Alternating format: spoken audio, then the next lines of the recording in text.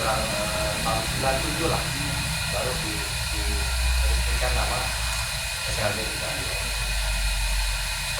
Selain itu juga kebaikan-kebaikan lainnya ya banyak lah dia. Selain juga karya-karya beliau yang melekat ya, iya, khususnya buat anak 80-90-an gitu. Itu pasti kalau mendengar wah intronya aja kan udah tahu ini lagu apa gitu. Yes. Kayak bisa kehidupan gitu.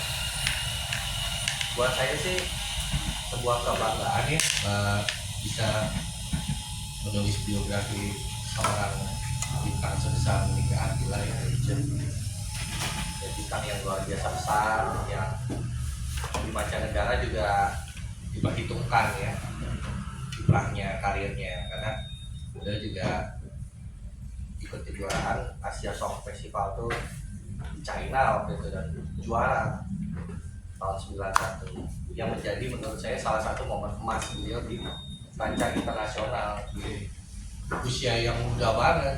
Kontestan waktu itu banyak yang lebih tua dari beliau yang bisa dia. Jadi beliau bisa menang.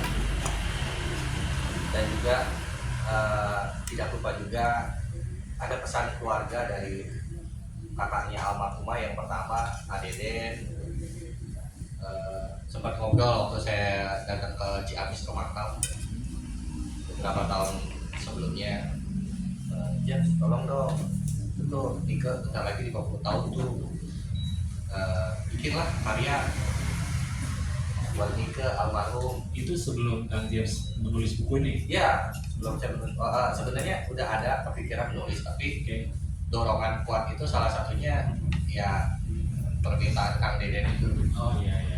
Jadi amin. Jadi beliau juga pesan kalau bisa nulis dari sisi yang jarang dikupas dan bikin bukunya yang lain daripada yang lain lah biografinya, dan sisi-sisi religiusnya apa, karena selama ini yang maaf sebelumnya dari artikel-artikel, dari buku juga saya ngebacanya ngelihat yang banyak dikupas justru sisi kontroversi. Biasa itu buat clickbait mereka kan? Iya, ya itu jualan. Dan saya juga jualan gitu. Tapi jualan kan saya mencoba dari sisi yang lain gitu, sisi kebaikan beliau yang jarang ditonjolkan di buku atau artikel lain tentang almarhum. Ya mungkin itu sih awalnya. Tapi memang pas kemarin saya baca bukunya Nike Ardilla, saya jadi paham kenapa di umur yang sebegitu muda karya-karyanya bagus, kemudian jadi hits, kemudian di beberapa cerita sebelumnya dari masa dia kecil sampai dewasa, saya juga paham kenapa dia sampai senekat itu memberikan istilahnya uang dari penjualan albumnya itu untuk SLB segala macam. Memang dari kecil itu memang mungkin Kang Hadi yang lebih hafal, dari kecil itu beliau memang nyebar gawe gitu ya, tanpa embel-embel apapun. Memang kebawaannya itu Kalau Kang Hadi sendiri mulai mengasuh Nike Ardilla dari umur berapa belum pertama ketemu, kemudian diorbitkan oleh Dance International? Saya ceritakan dari awal aja ya. Dulu saya itu pertama kali melihat dia itu masih diasuh dari Pak Pindo. Terus akhirnya dia pindah ke Hapni Pak almarhum Jajat Pramono waktu itu. Terus diasuh oleh Haji Esa Putra.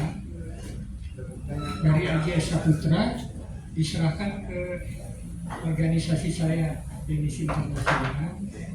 Usia masih kelas 5 SD waktu itu. Kelas 5 SD dia udah diserahin ke Dance International. Terus kita juga masih menganggap bahwa masih anak-anak waktu itu ya. Jadi perlu dibina mental panggung dulu. Akhirnya saya satukan dengan artis-artis yang sudah ada. Antaranya ya Bagi Astria, Jutirna, ya udah Jutirna, terus ya udah saya gabungkan sama ya Media Vista juga Nabila. Saya bawa show keliling Pulau Jawa ya waktu itu di kelas 5 SD, termasuk Rosa juga kelas 1 SD. Iya, saya bawa keliling karena saya perlu membentuk mentalitas panggung ya. Karena satu-satunya jalan untuk panggung itu anak-anak harus banyak istirahat. Nah, akhirnya pada saat dia udah kelas 6 ya, kelas 6 mulailah kita ngebuat kontrak waktu itu tahun 87. Saya kontrak sampai 93. Itu saya kontrak sampai 93. Akhirnya udah mulai matang. Pas SMP kelas 1 udah kelihatan dewasa ya, tapi ya padahal kan masih anak-anak. Pada saat waktu itu saya ada isu di Cirebon bareng sama Dedi Dores. Nah, waktu bareng sama Dedi Dores, ya saya tawarin juga, kayak gini, ini udah waktunya nih. Dia vokalnya udah jadi SMP, tapi Kang Dedi nganggap, wah tanggung katanya. Mau disebut anak-anak udah gede, mau disebut gede masih anak-anak. Nanti aja tunggu. Ya, tapi diyakinin oleh Kang Dedi. Dia coba dulu katanya. Kamu coba dulu, ini vokalnya kan udah matang. Akhirnya waktu itu kita ke Jakarta, di Kramat Jati, di Kota Jambi. Ada produser, calon produser namanya Ahon, dia produser Nike.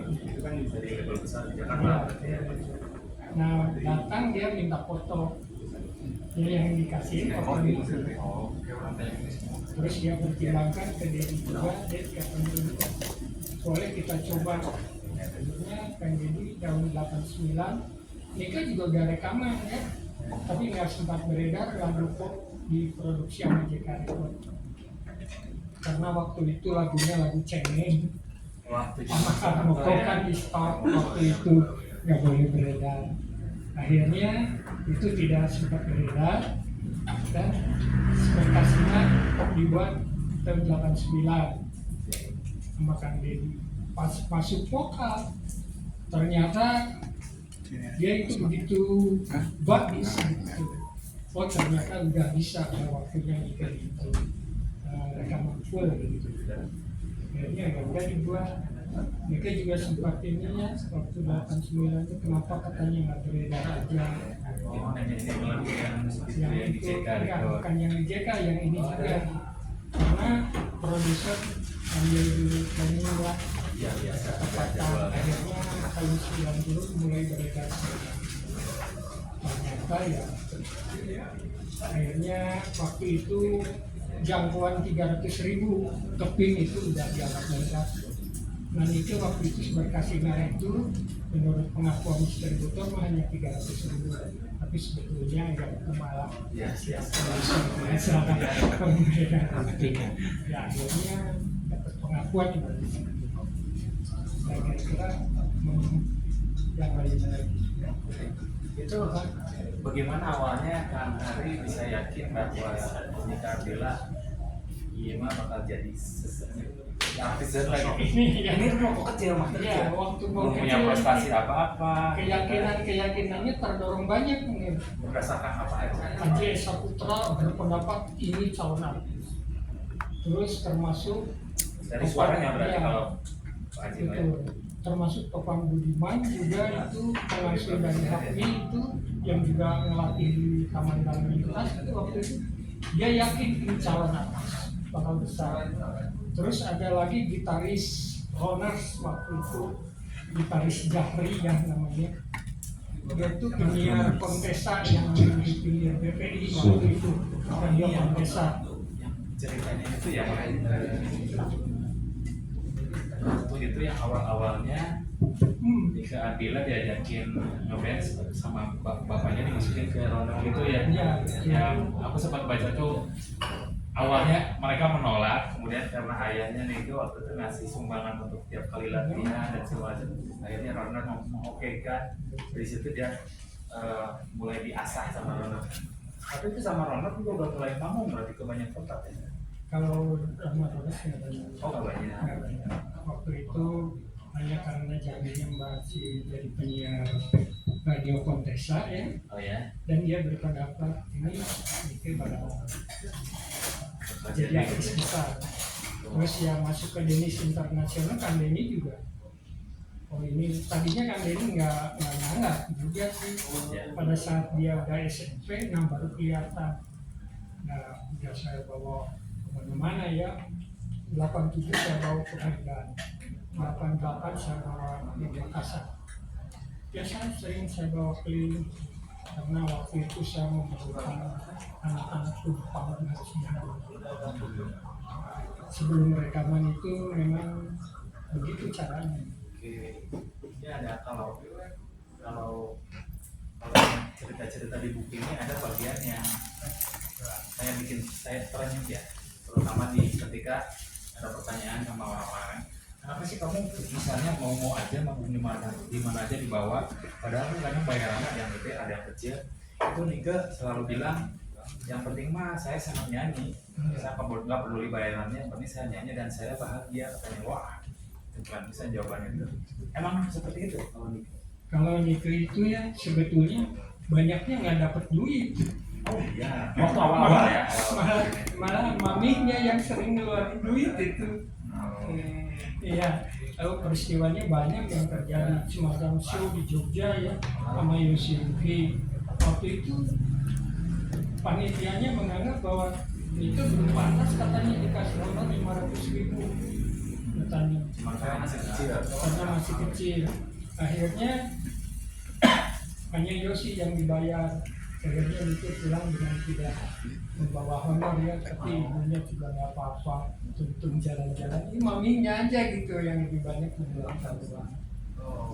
Bahkan pernah terjadi juga ya, waktu ke Medan kita kehabisan uang di Bukit Tinggi. Itu lagi tour atau hanya show biasa? Di show waktu ibunya juga yang ngeluarin uang juga. Bahkan maminya itu waktu itu sempat kehabisan uang, akhirnya jual. Aduh banyak lah kejadian-kejadian yang memang itu terkadang ada dia itu senangnya tuh hanya dia senangnya. Ada kejadian juga ya, kalau dia nggak ada uang, kalau ke produser juga pun bilangnya Mas Arwan, aku habis beras itu nikah. Aduh, padahal uang-uangnya tuh sering disumbangin itu ke masjid-masjid itu nikah. Bahkan dia tuh memang unik ya. Saya juga sama juga, waktu dia membuat sesuatu kebaikan, terus ada teman juga yang bilang, nikah sih itu jangan dikasih, katanya. Itu mah anaknya begini-begini, tapi dia bilang jangan begitu, katanya. Kalau mau ngasih aja, jangan lihat yang lainnya. Itulah pemikirannya dia kalau bijak banget gitu. Oke, Kang Ari kan pasti hafal ya karena naik turunnya karirnya di film. Ada nggak sih karir di mana saatnya dia ketika produk atau ketika masa susahnya itu yang dia bilang habis beras atau apa yang sempat merasakan naik kemudian turun, pasti terburuknya dia. Tapi saya kira enggak ada. Nike memang lahir karena dia itu dari keluarga yang cukup ya. Kalau Nike itu dari keluarga yang cukup lah gitu. Hidupnya fasilitasnya ada. Hanya bilang nggak ada beras itu sebetulnya mah hanya Kayak sindiran aja gitu, sindiran aja ke produser. Tapi nggak ada beras kan, tapi jalan kan masih pakai mobil. Bukan nggak ada beras sama sekali. kayak lagi dari sekarang halus mungkin ya. Tapi itu orang-orang yang sering dibantu sama nih, apalagi circle terdekat yang misalnya atau teman-teman atau sering juga banyak yang juga kan atau banyak sebelah tangan itu mah orangnya nggak peduli lah, dia banyak yang ngomong gitu sih, karena jangan gini tapi dia cuek. Ternyata orang tersebut ketika udah mendapatkan kebaikan yang juga sama nih ketika keburukannya kebanyakan ini kalau dulu kan saling berbincang ya di antara artis, karena waktu itu rumah itu jadi markas anak-anak juga, markas anak band juga, anak-anak band juga suka kumpul di situ, artis-artis juga suka kumpul di situ, karena maminya selalu support dan terbuka rumahnya buat anak-anak itu. Jadi intinya mah kalau kebaikan itu kan mami ya, maminya juga begitu. Dia itu bahkan kalau kita show kadang-kadang mami baik kan selalu gitu. Supportnya teh nggak cuma dukungan doang ya, kita sama material juga ya. Lebih banyak ya tentang materi juga, maminya itu menjaga. Ya itu kalau saya pikir artis yang memang dia itu sudah bakatnya menjadi orang besarnya, tapi pada saat karirnya udah besar, itu paling menyakitkan saya. Karena Nike ini boleh dikatakan seusia itu menanggung beban Muhammad yang terlalu tinggi, sehingga dia tuh sering mengeluh, sering ngadu gitu. Hanya saya juga nggak bisa apa-apa waktu itu pada saat dia besar. Produser udah datang sendiri, wartawan udah datang sendiri, iklan segala macamnya yang menjadi peran juga datang sendiri. Sementara saya kan ngurus artis yang lain, masih banyak yang harus saya produksi juga. Jadi saya tidak bisa ngantar terus-menerus itu. Walaupun itu pinginnya itu saya selalu harus ada. Tapi saya juga harus mempertimbangkan anak-anak yang lain, artis-artis yang lain. Akhirnya saya sempat bilang ke Nike, Neng, saya sudah Kang Heri udah nggak bisa ngantar lagi, Neng. Kalau Neng gaul jangan turun tinggi, lebih baik biasa aja seperti sekarang. Karena di atas itu berat, ya karena saya tahu di atas gitu ya. Di atas itu berat. Kamu sekarang aja seperti sekarang, lurus-lurus aja. Karena Kang Heri nggak bisa ngantar kayak dulu tiap saat harus ada. Kan Kang Heri harus ngurusin sidang ini, sidang itu. Jadi kan hanya itu.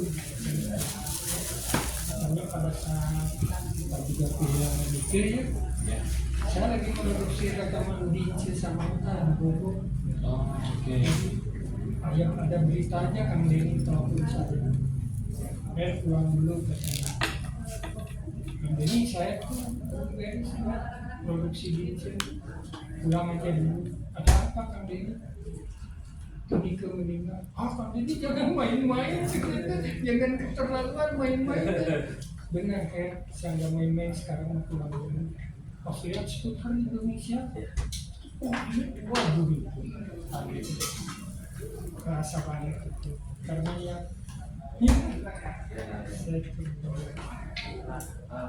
Buat Kang James nih, aku mau nanya lagi. Kang James ini dari awal Kang James mengerjakan materi buku ini sampai kemudian selesai itu butuh waktunya berapa lama dulu?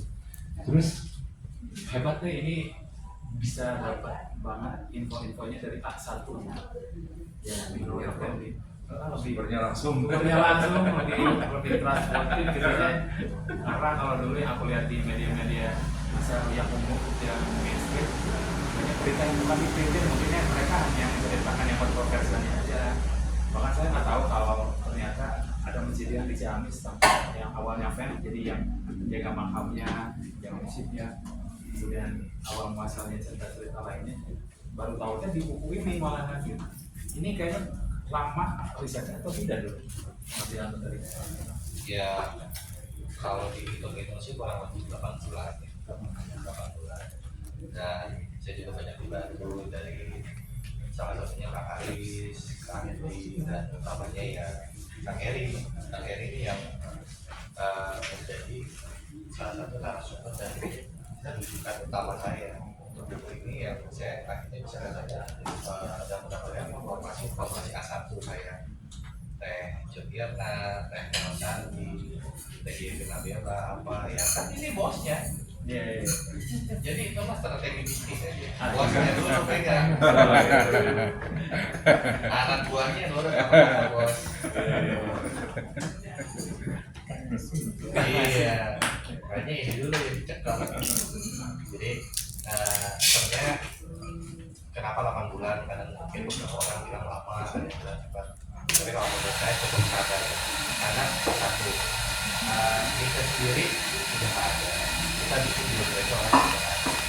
Kalau nggak mau kita harus cari narasumber yang kapasitas, ya teman-teman, keluarga, sahabat, atau yang istri yang tanpa beliau bernaung, ya. Dan alhamdulillah ya, syukurnya Tuhan memberikan saya jalan. Ya cuma segitu, menurut saya cukup oke lah, karena kan ya walaupun beliau memberikan rekomendasi, James ini mungkin saya tidak bisa, tapi kan saya nggak bisa ujung-ujung telepon teh besok dia ya. Rencana ordal ya. Iya, nggak ordalnya udah ada, cuma maksudnya udah nih saya dapat rujukan dari Kang Heri nih buat kita punya Teh Lady apa, tapi kan Teh Lady-nya kan masih aktif sekarang. Temel susah banget waktu itu karena beliau kan itu terkenalnya banget di Jawa Timur ya Kang Heri ya. Kalau dia masuk waktu Jawa Timur itu, jadi beliau tuh punya nama di Jawa Timur. Jadi beliau tuh kadang tur juga nggak naik pesawat atau naik kereta, jadi kadang rombongan naik mobil gitu. Dan nggak satu kota itu di Jawa Timur. Nah itu susah, kadang pulang capek lah namanya. Mungkin perempuan ya bergabung di grupnya kan jadi senior ya. Manajemennya dari internasional itu ya cewek semua ya, namanya cewek. Kita pertimbangkan juga faktor kelelahan fisik, faktor emosional kan. Kalau misalnya kita ngobrol juga, kalau moodnya nggak bagus, hasilnya kurang maksimal gitu. Terus ya pakai kesini juga kan kita akan ada tambahan. Oh ini ketemu Pak Haji Saputra, ketemunya juga telat belakangan karena ya dikontaknya waktu itu susah, atau Kang Heri juga mungkin lupa gitu. Karena Kang Heri ini kan ya usia juga, faktor usia ya, tapi alhamdulillah bisa tetap mensupport saya datang di acara-acara tertentu. Ya kesusahannya sebenarnya lamanya itu karena saya nggak bisa arrange langsung ketemu yang bersangkutan, karena yang bersangkutan bisa juga orang-orang yang masih punya kesibukan sampai detik ini. Ya terus juga kadang-kadang kan adalah beberapa yang nolak nih, contoh tapi bukan berarti sudah tidak berarti ya, dia mendoakan cuma ada faktor personal kayak contoh Tante Dewi Irawan. Tante Dewi Irawan tuh berapa kali dia hubungi, sebenarnya yang teman dekatnya itu adiknya almarhum Tante Dewi Irawan. Tante Dewi Irawan waktu itu bilang tuh jangan gue deh, gue kalau mau ini ke suka jadinya Syria gitu. Tadi gue syuting di sini suka main ke rumah waktu di Jakarta, kan kita dulu akrabnya Maria, dulu dikasih dulu baju bekas itu juga ada, dipakai dia dikasih dia ganti-gantian aja ya. Tapi hal-hal yang kayak gitu ya saya bukan berarti nggak menyerah ya, maksudnya saya disepakati juga sama Tante Dewi Irawan ya. Dia minta maaf seperti itu, tapi dia berdoakan tetap ini lancar jadi, dan ya pertimbangan seperti itu tuh yang jadi masukan buat saya bahwa beberapa orang yang pernah kesembuhan juga mungkin punya kisah yang bisa dibagikan, ada juga yang tidak bisa. Jadi seperti itulah, tapi ya overall saya banyak support juga sama Kang Heri lah ya, dari narasumber perjalanan kayak Kang Jahri Rounders itu saya bisa ketemu di tempat Kang Heri. Lalu tiba-tiba kalinya kan tanya sibuk nggak? Kan ya udah datang ke tempat saya. Kita langsung tuh ngobrol sama Kang Jahri. direkam sambil kita catat juga dari dia gitu kan kira-kira. Nah ini buku ini cukup banyak ya isinya, terutama di bagian tengah ke akhir itu banyak dokumentasi fotonya Ika Ardila yang mungkin ada yang belum dipublish juga sama pihak lain, tapi di sini ada ya. Bahkan pas dia baju Moschino dan ceritanya juga ada fotografernya, kemudian ada foto-fotonya di sini banyak. Ini bisa mendapatkan juga semua sumber-sumber foto-foto yang rare gini ya, Bang. Gimana ceritanya kan James huntingnya sedemikian rupa kan? Lah ya dari narasumber pribadi juga dapat ya, kayak contoh foto-foto tempel Sandi itu kan yang kita tempel itu tempel pas nyari-nyari anjir ada nih foto aku sama itu nih pas jalan-jalan ke Dubai sama Vietnam sama itu foto pribadi yang saya simpan. Jadi ada, tapi ada juga kok foto-foto yang di googling di di Google tuh ada ya, atau di IG segala macam kita ambil, cuma kita lengkapin dan kita pilih fotonya yang menarik, yang artistik, dan kadang-kadang artikelnya kita lengkapin, kita kasih dengan penjelasan, karena ya mohon maaf ya penjelasannya beberapa juga ada yang salah menurut saya dan tim ya tadi seperti yang kakak bilang, beberapa kan di artikel itu kan mereka punya versi sendiri gitu. Dan kadang-kadang tiap foto yang diambil ini punya pertimbangan, foto ini bagusnya artistik, jadi nggak semua foto itu real banget, ada beberapa yang di Google itu udah ada. Kalau contoh foto Moschino ini sebenarnya Mas Iman fotografernya itu juga tidak menyangka bakal booming gitu fotonya dia. Dan sebenarnya memang semua foto kita booming, cuma foto Moschino itu kan diambil pas bulan akhir-akhir tahun 94 ya, kalau nggak salah antara bulan Desember lah, dan itu mendadak juga. Mas Iman juga nggak expect kok bisa gitu seorang Ika Ardila mau fotografernya ya dia yang bisa dibilang amatir gitu. Dan jadi nggak ada persiapan juga, pakai baju Moschino udah gitu aja foto-foto di bangunan yang belum jadi, tapi ternyata fotonya malah jadi natural, nggak di foto studio apa segala macam, tapi jadi natural, lebih bagus. Tapi dia nggak expect ya, memang sebetulnya juga beliau tadi ini tadi bagus juga ya, bukan foto studio juga dibikin yang menarik gitu.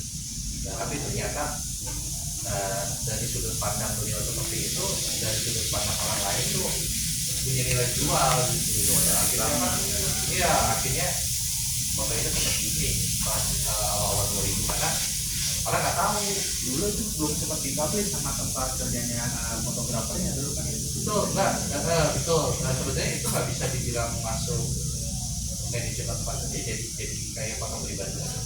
Oke. Kalau kata Mas Iman ya, jadi foto pribadi karena tulisannya apa segala macam disimpan sama. Mungkin waktu itu ada bocor ke orang-orang gitu. Ya nanti mungkin kalau ada kesempatan lagi biar Mas Iman aja yang ceritanya kayaknya ya lebih etis ya, karena ini menyangkut nanti kebijakan sama polisi dan nama baik seorang dia. Kita ambil batasan-batasan yang etis lah buat kebaikan bersama. Dari ini saya sempat baca di sini bahwa masa-masa terberatnya dia itu sebetulnya bukan sebetulnya aja, ketika dia berada di atas. Dari Mas Hari cerita sendiri bebannya kan berat banget di umur yang sedemikian muda, popularitasnya sudah sangat luar biasa lah. Saya ngebayangin itu dia sekaya apa dulu waktu muda itu sampai royaltinya gede dari iklan, film segala macam. Tapi pertanyaan saya adalah dia waktu itu sesuatu pas yang bayang ini sempat ada cerita di sini juga bahwa hal itu tuh membuat iri teman-teman di sekolahnya, kemudian mungkin di circle terdekatnya, ya bagaimana itu bisa melewati fase tersebut. Nah itu buat seumuran dia yang masih muda, Pak, itu kan hal yang cukup wah luar biasa itu disirikan ke teman-teman terdekat dan berat gitu. Mungkin kalau soalnya iri itu kayaknya nggak begitu besar ya. Tapi problem terbesarnya memang sampai sekarang udah tidak terbuka ya. Dia punya problem besar tapi tertutup. Waktu itu saya terakhir kali waktu 9 hari sebelum meninggal, dia itu saya ke rumahnya, terus dia ingat saya tuh pakai baju kuning. Saya datang, dia langsung lari, nyamperin saya, ayo tolong cerita, Neng ingin dengar cerita dari dulu. Kenapa Neng? Kok kelihatannya seperti ini? Neng juga ingin cerita, ada problem besar, tapi tidak diungkapkan. Justru saya cerita dari jam itu.